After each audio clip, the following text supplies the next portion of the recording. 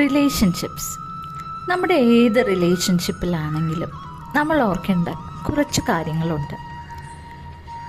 രണ്ട് പേർ ഒരുമിച്ച് ഒരു റിലേഷൻഷിപ്പിൽ ആവുന്നൊരു സമയത്ത് ഒരാൾ അയാളുടെ പാസ്റ്റ് റിലേഷൻഷിപ്പ് ട്രോമയിൽ നിന്നും പൂർണ്ണമായി ഹീൽ ചെയ്യപ്പെടാത്തോടത്തോളം കാലം ആ പാർട്ട്ണർ ആ പാസ്റ്റ് ട്രോമയെ പുതിയ റിലേഷൻഷിപ്പിലേക്ക് കൊണ്ടുവരുന്നതായിരിക്കും.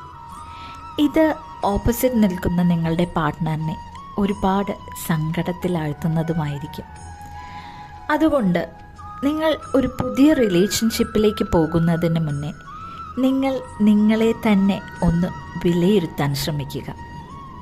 നിങ്ങൾ കംപ്ലീറ്റ് ആയിട്ട് ഹീൽ ചെയ്യപ്പെട്ടു,